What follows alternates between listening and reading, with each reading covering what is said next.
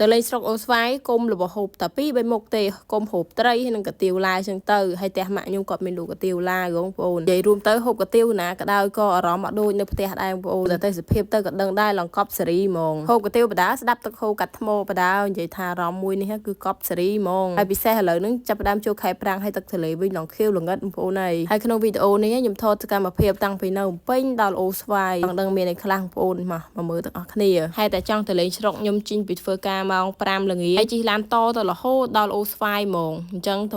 ដល់នោះម៉ោងឡើង2:73ភ្លឺមុននឹងជិញតាណានេះចាប់ផ្ដើមហើយប្អូនខ្ញុំបងស្រីខ្ញុំគាត់ជួយចិត្តហូបអញ្ចឹងខ្ញុំទិញនំគ្រូប្រហែល20គ្រាប់ហើយនឹងនំពុំខ្លះហើយមើលនំពុំគាត់ធ្វើតំណងមែនតែនគាត់ដាក់ដូងឡើងច្រើននិយាយទៅឡើងឈ្ងុយហ្មងដាក់មួយម៉ាត់ចូលមាត់ទៅអូយឡើងជ្រុបហើយទៅស្រុកលើកនេះរៀងញញ៉ៃបន្តិចតែបងស្រីខ្ញុំនិងប្អូនស្រីខ្ញុំគាត់រវល់គាត់ឡើងដើរទិញអីវ៉ាន់ទិញអីចឹងណាអត់បានទិញគ្រឿងសមុទ្រតុកដងមុននឹងទៅតោះពួកខ្ញុំត្រៀមដាក់គ្រឿងសមុទ្រមកកេះអីចឹងទៅតែលើកនេះបានត្រៀមទាំងប្អូនហើយទៅឃើញគ្រឿងសមុទ្រតាមផ្លូវទិញបើសិនជាអត់ឃើញទេអត់បានទិញទេបើខោវិញគឺខ្ញុំត្រៀមទុកតាំងពីមុនទៅមួយថ្ងៃអញ្ចឹងខ្ញុំដាក់ក្នុងគូតឡាន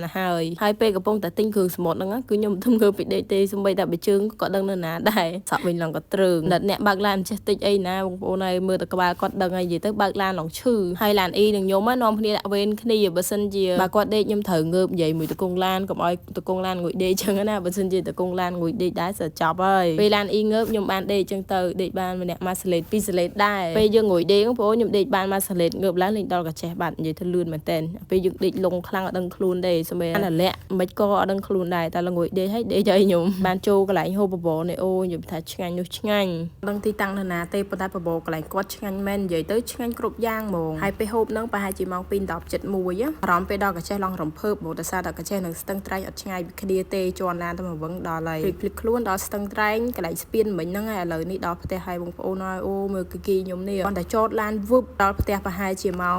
3ឆ្កែខ្ញុំនិយាយថាព្រុសឡងផ្អើលហ្នឹងហ្មងលំឡើងមានអីលំឡើងអ្នកចិត្តខាងប្រាប់ថាយកមិញបានដេកបានពួនទេដោយសារតែគីខ្ញុំនេះព្រុសលឺនោះលឺពិសេសមីមីលីលីហ្មងឃើញតែទូចទៅខ្លួនអញ្ចឹងឯងប៉ុន្តែព្រុសលឺជាងមីក្រូទៀតហើយយកមិញមកដល់ផ្ទះម៉ោងប្រហែលជា3ហ្នឹងម៉ាក់ប៉ាខ្ញុំគាត់ងើបមកទទួលស្វាគមន៍រួចហើយក៏បែកផ្លូវគ្នាទៅដេកហើយខ្ញុំនេះតាំងពីចេញពីពេញមកដល់អូស្វាយគឺថានឹកឃើញតែរឿងកាទៀវនេះមួយតែហ្មងពេលដេកហ្នឹងបានឲ្យតែភ្លឺទេមិនអាចហូបកាទៀវព្រោះនឹកកាទៀវនេះខ្លាំងណាស់ព្រោះខ្ញុំខានទៅស្រុកតាំងពីខែ10ដល់អញ្ចឹងទៅរៀងយូរដែរហើយសម្រាប់កាទៀវម្ចាស់នេះគឺពិសេសខ្លាំងហ្មងព្រោះកំងតាំងពីម៉ោង3ភ្លឺកំងជាមួយម៉ាក់ខ្ញុំហើយនឹងកំងជាមួយបងថ្លៃខ្ញុំខ្លាចពួកគាត់ភ្លេចនិយាយទៅក្នុងវីដេអូហ្នឹងខ្ញុំហូបយកហ្